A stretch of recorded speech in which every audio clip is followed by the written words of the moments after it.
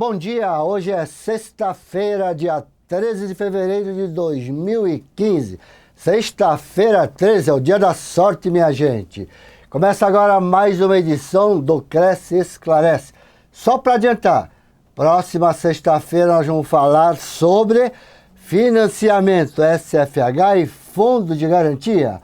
O que impede o acesso dos proponentes na questão de crédito imobiliário?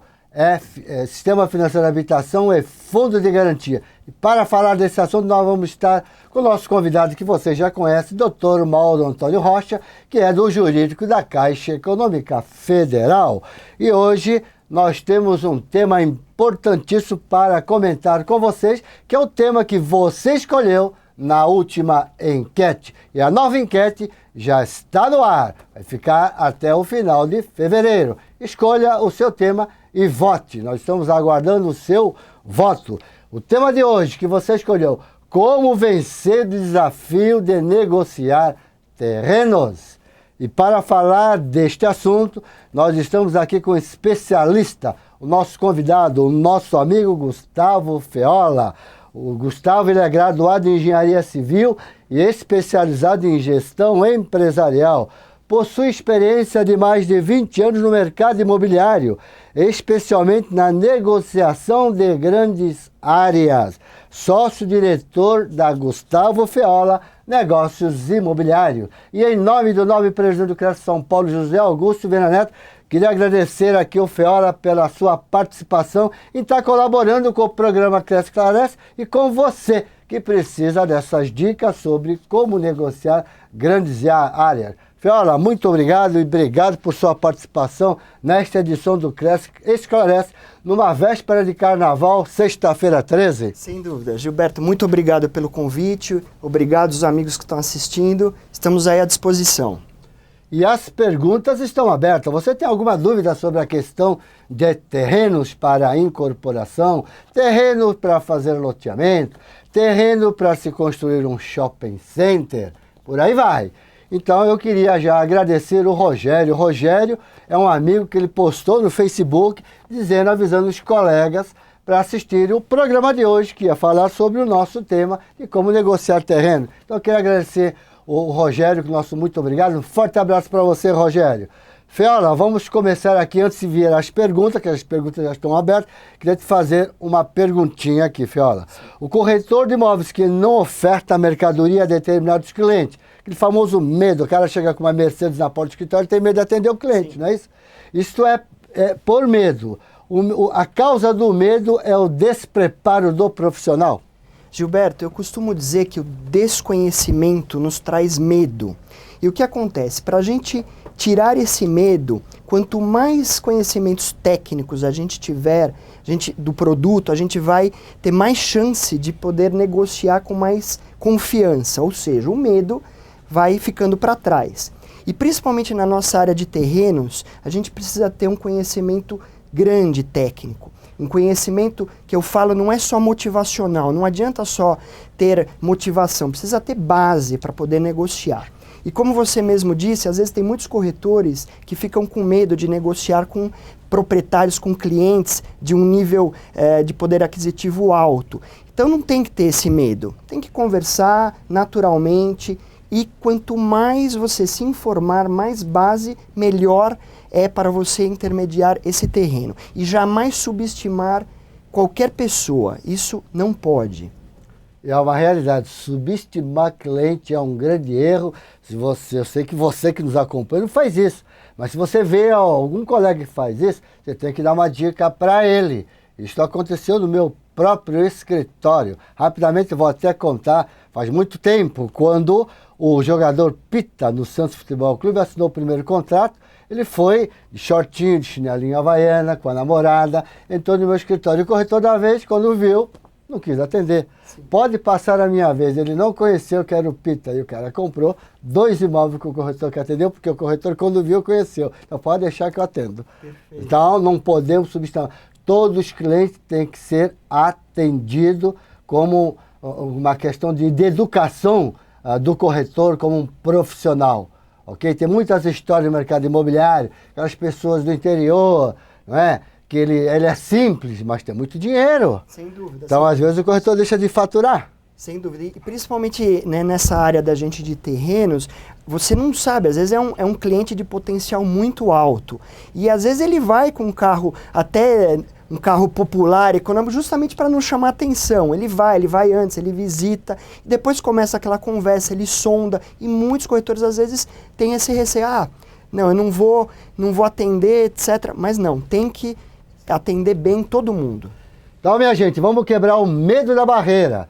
Vamos se preparar tecnicamente naquilo que nós ainda não conhecemos profundamente, ok? Então é muito importante. O despreparo é o que causa o medo. O medo inibe. Então às vezes você quer chegar num determinado empresário, você não sabe como chegar nele. Mas vamos falar sobre a questão de terreno. Vamos falar sobre o PITAM, Parecer Técnico de Avaliação Mercadológica, que é a resolução do Conselho Federal. Para quem tem o curso de avaliação, ele possa se inscrever lá no CNAE, Cadastro Nacional de Avaliadores.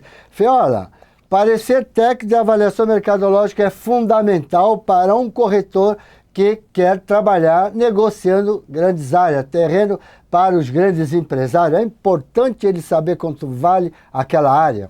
É extremamente importante, principalmente em áreas grandes, como uma indústria, um galpão, às vezes você vai negociar até um shopping. É importante você ter esse parecer técnico super bem detalhado. No dia a dia, quando a gente trabalha com terrenos menores, formatação de áreas, às vezes é mais difícil você trabalhar com o parecer técnico oficial. Então, o que a gente faz? A gente faz o chamado avaliação opinativa. Então, o corretor ele precisa estar o quê? Ele precisa pegar um cenário maior, precisa ver terreno vizinho, quanto que estava vendendo, o outro. Aumenta o cenário, procura aumentar o número de imóveis para não trabalhar no achismo. O achismo é muito perigoso nessa área de terrenos. Eu costumo dizer que o terreno vale o que pode ser feito em cima dele. Então, o corretor ele precisa ter noções do que é aquele terreno, de potencial construtivo, se pode construir 4 vezes, 3 vezes, 2 vezes. Tudo isso são informações que ajudam a definir o preço do terreno.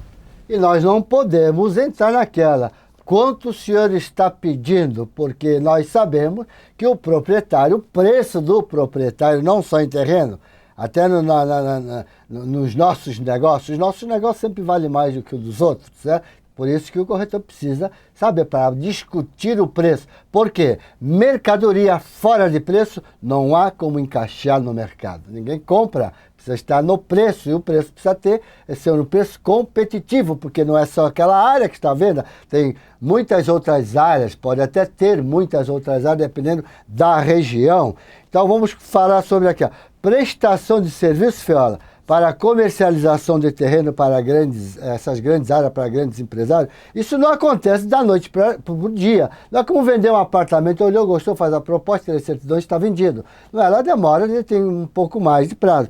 Você acha que é importante para dar segurança para o corretor, ele tentar angariar, conquistar a exclusividade por um determinado prazo para poder fazer o trabalho dele? Sem dúvida. Principalmente quando for uma área de porte maior, tem que ter exclusividade para você trabalhar tranquilo. Negociação de terreno, estatisticamente, não demora mais que 6 meses, 7 meses, 8 meses, 1 ano, às vezes, em muitos casos, até mais. Então, você precisa trabalhar com tranquilidade isso. Então, o que eu sempre costumo dizer, fortaleça a ponta vendedora, se você tem amizade com o dono do terreno, ou mesmo que não tenha, pegue uma exclusividade, trabalhe com exclusividade. Ou fortaleça a ponta compradora. Se você tem força com algum cliente, como um incorporador, como um grupo de shopping, um atacadista, peça um mandato para ele para trabalhar aquela área especificamente. Isso vai lhe dar mais segurança.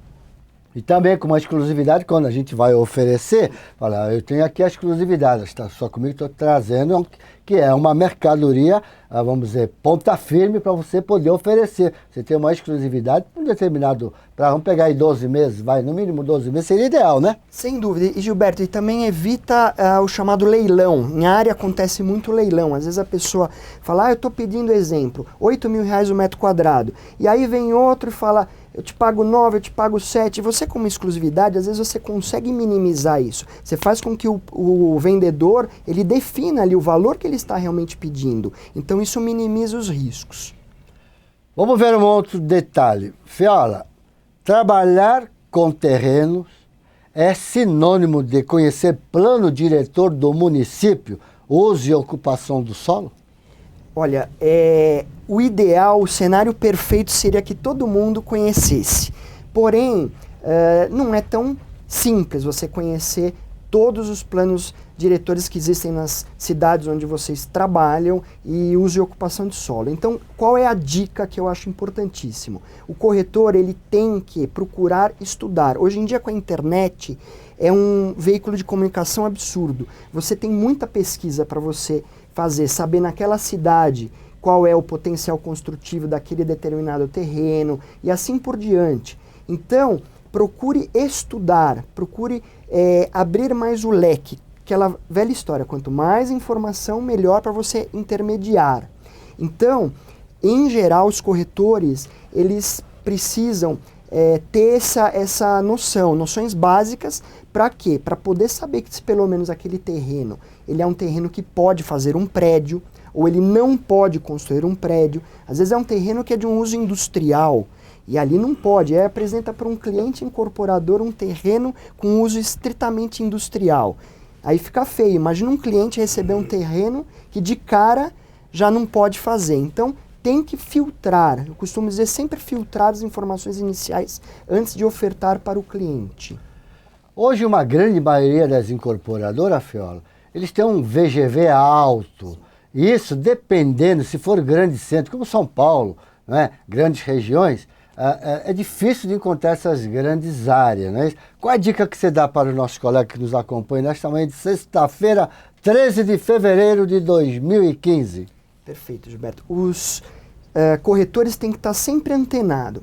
Quando você está andando com o carro, verifique na sua cidade, onde tem lugares que tem galpões maiores, onde tem estacionamentos maiores, áreas maiores. Dá um exemplo, aqui em São Paulo você tem uma região da Barra Funda, que tem terrenos maiores, onde teoricamente você vai conseguir um VGV maior, ou trabalhe com a chamada formatação de áreas, onde a gente, em São Paulo, onde não existe tanta facilidade de terrenos grandes, principalmente em bairros mais centrais, o que você faz? Você intermedia várias casas ao mesmo tempo, vários lotes. Então você trabalha, eu costumo brincar sempre, a Dona Maria, o seu João, o seu Pedro, e aí é um trabalho de arte. O corretor Teria que formar a área. Sempre formatar a área.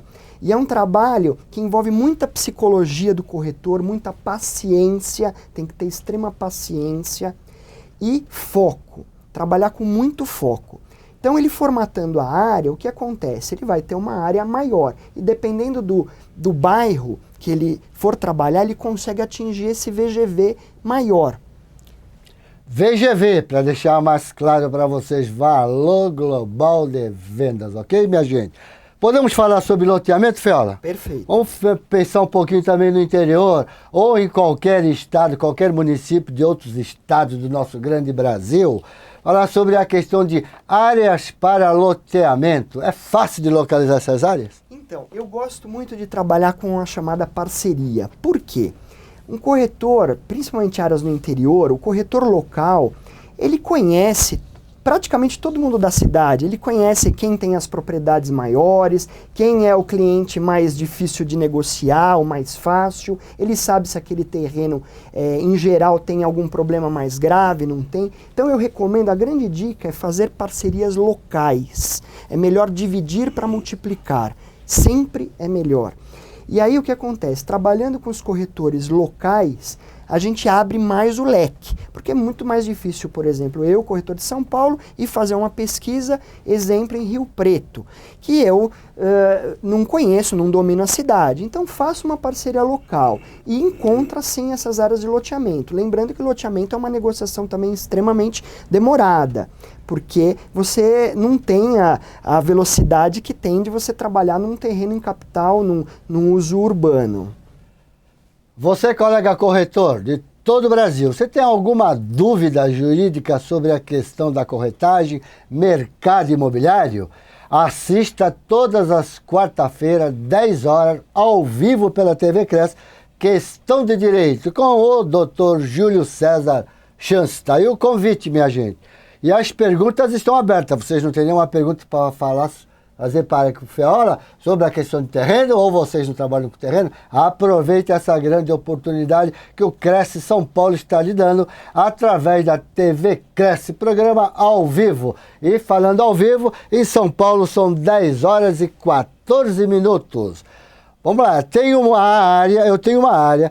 Qual é a maneira correta de oferecer ao incorporador essa matéria-prima? Podemos chamar de matéria-prima, né? Sem dúvida, o terreno é a matéria-prima do mercado imobiliário. O corretor ele tem que ser extremamente profissional, ele tem que ser claro, objetivo. Por quê? Lembrando que o cliente que vai comprar uma área, um terreno no caso, em geral, é um cliente extremamente profissional, é uma incorporadora, é um grupo de shopping, é um atacadista. Então, quanto mais informações claras no e-mail, mais informações você conseguir mastigar do vendedor, melhor. E, principalmente, a maior dica que eu dou é visitar o terreno, por incrível que pareça. A gente, às vezes, recebe terrenos de corretores que nem foram visitar. E não pode, você tem que visitar um terreno, eu chamo colocar o pé no barro, dar a volta no quarteirão, sentir, perguntar muito, saber a história inteira do terreno, o que era lá, o que é hoje, se tem inquilino, se tem poceiro, perguntar tudo, porque aí você com feeling, com sensibilidade, você tira um monte de informações e facilita na sua intermediação. Então, e seja muito profissional, incorporador, investidor, donos de shopping, eles são objetivos, eles não gostam de o chamado blá blá blá, ficar muito tempo no telefone, ficar fazendo e-mails muito grandes, eles são objetivos. Então vamos procurar falar a linguagem deles também. Uma outra questão aqui. Na minha época, quando eu falo na minha época, 30 anos atrás, que eu estava aí a todo vapor no mercado imobiliário, eu trabalhei muito com lançamentos de empreendimentos. É óbvio que a gente sempre acaba arrumando terreno para o incorporador, para que a gente possa fazer o nosso lançamento. E eu tinha um hábito de trabalhar, eu encontrava uma área, se fosse 2 ou 3 casas, 4 casas, normalmente eu trabalhava com um arquiteto amigo meu, ele me dava uma projeção daquela área que podia ser feita para mim poder oferecer melhor e para qual construtor eu iria oferecer aquela mercadoria. Eu já ia tentar acertar na mosca, ok? E hoje, o pessoal costuma trabalhar com o arquiteto para dar uma analisada sobre a área, o que poderia edificar, o que ficaria bom. Nesse sentido, ainda trabalham assim, não? Trabalham, e eu acho que é muito importante você se associar com um arquiteto ou um engenheiro de confiança sua. Por quê? Às vezes é preferível você, entre aspas, perder uma semana para ofertar aquele produto, mas aí você oferta com mais foco, mais direcionamento. O arquiteto, o engenheiro, ele tem uma visão mais prática de, por exemplo, uma implantação de um prédio. E às vezes a gente vai trabalhar uma área e ali de repente do lado tem uma vila e dá uma restrição, por exemplo, de gabarito. Então o arquiteto já enxerga isso e ele sabe o que ele consegue projetar. Então isso é muito mais fácil e ele faz geralmente as pesquisas direto na prefeitura, nos órgãos competentes, se aquele imóvel é tombado, se não é, se tem um problema de contaminação, se não tem. Ele faz às vezes um estudo de viabilidade técnico junto com o corretor para apresentar para o cliente consumidor final, o investidor ou o incorporador. Aí vem a pergunta, por que o arquiteto faria esta parceria com você, corretor? Porque obviamente nós vamos forçar para que, se vender o terreno, ele vai terminar o projeto, fazer o projeto, então é ele que vai fazer esta parte para a construtora. Então era assim, óbvio que você tem que pegar um arquiteto conhecido, um arquiteto que saiba o que está fazendo, ok, minha gente?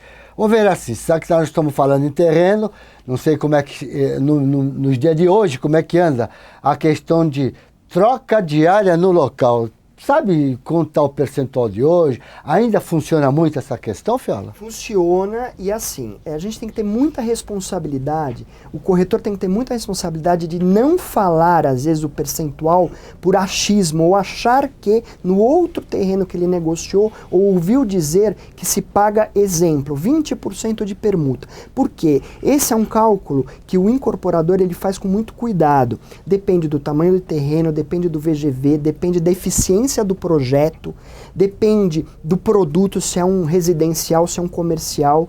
Então, a gente tem que ter muito cuidado. Eu tomo muito cuidado em relação a dizer qual o percentual. Mas, em geral, um econômico se trabalha hoje com 8%, 9%, mas não levem isso à risca. Sempre deixe o incorporador dizer qual o percentual de permuta. Um padrão mais alto, às vezes você chega nos 18%, 20%.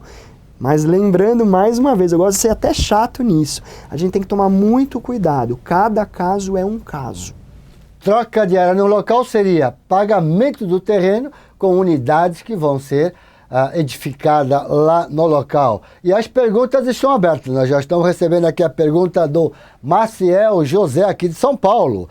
Ele diz: olá, com a crise econômica que nós estamos passando e as dificuldades do plano diretor de São Paulo, que olha, o plano diretor de São Paulo é uma coxa de retalho, hein, minha gente? Ainda tem espaço para novas oportunidades na cidade? Ele completa aqui: no curto prazo, Feola. Estão aparecendo sim oportunidades, o plano diretor está sendo um aprendizado, todo mundo está aprendendo com ele no dia a dia, as interpretações ainda estão sendo melhor definidas, melhor mastigadas por todos, porém, sim, estão aparecendo oportunidades e, por incrível que pareça, estão aparecendo oportunidades de permuta também, que isso é importante, porque às vezes muita gente tem receio de falar de permuta, mas permuta é uma boa dica para você, às vezes, intermediar uma área. O camarada, ele não está vendendo o terreno, ele está trocando o ativo, trocando apenas a propriedade dele. Estão aparecendo sim, porém, a gente tem que ser realista. Tudo tem um processo. Eu acredito que para o médio prazo a gente vai ter grandes surpresas aí positivas para o nosso mercado de terreno. Curto prazo, estão começando sim a acontecer algumas coisas. Tá aí, Marcel, a resposta aí. Vamos lá, sucesso para você, hein? E as perguntas estão abertas, ainda dá tempo de você encaminhar a pergunta. São 10 horas e 21 minutos.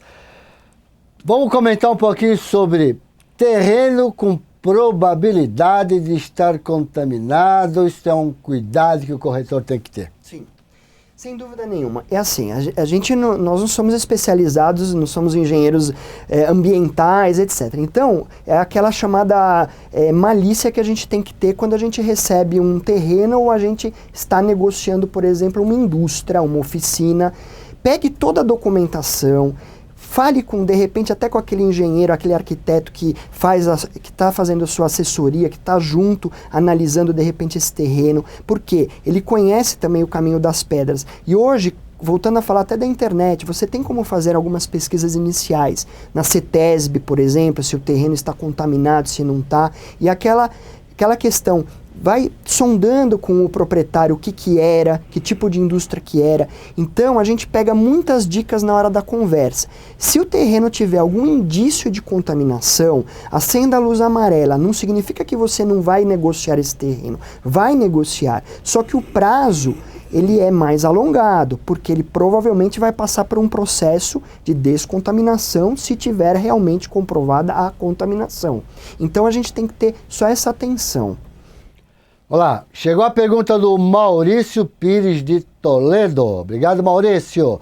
Considerando o novo PDE, onde consigo os mapas atuais de zoneamento? No próprio site da prefeitura tem. Basta entrar no site da prefeitura, você consegue os mapas.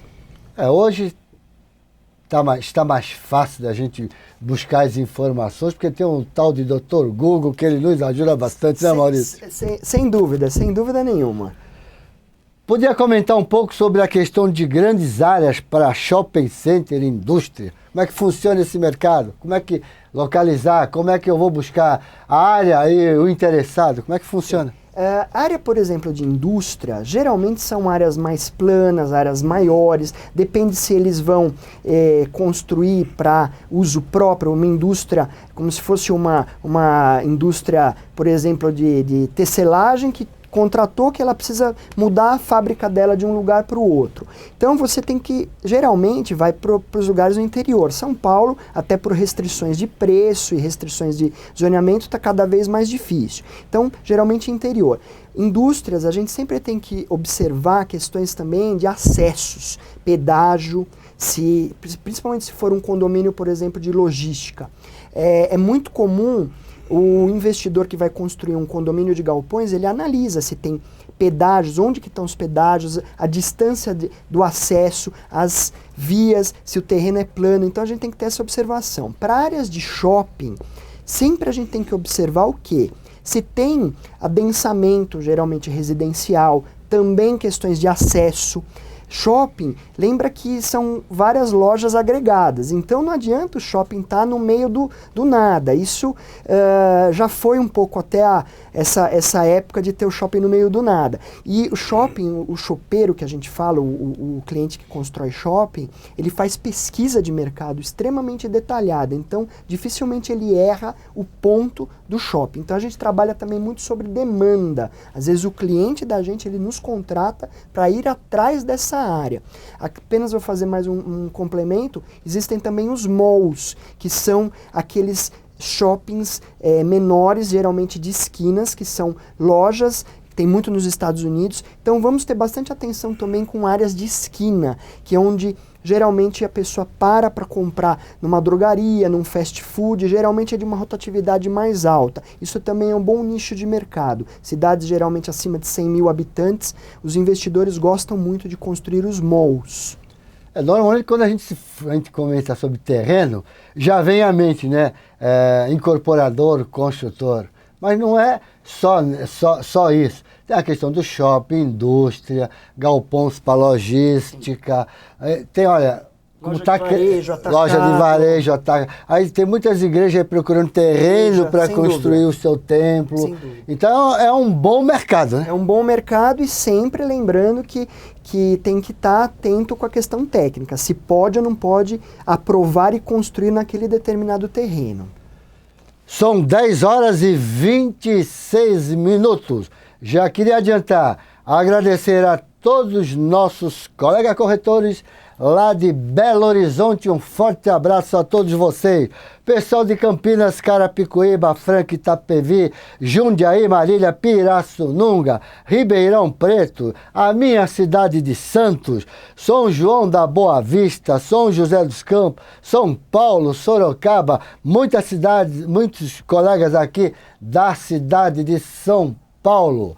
Feola, eu vou deixar a palavra aberta para você tecer seus comentários aí, com alguma dica aí, a sua consideração final do nosso programa de hoje. Bom, queria agradecer mais uma vez a todos, deixar meu e-mail de contato, gustavo@gustavofeola.com.br. Para quem tiver dúvidas, esclarecimentos, a gente está à disposição. E lembrando, terreno é importante ter muita paciência, porque os terrenos não acontecem da noite para o dia. Porém, é um mercado muito gostoso, a gente cresce muito, a gente aprende dia a dia e todo dia a gente está sempre conhecendo gente. Amplie seu networking, faça negócios com pessoas positivas e pessoas que realmente são fechadoras e tenham em mente o foco de fechamento.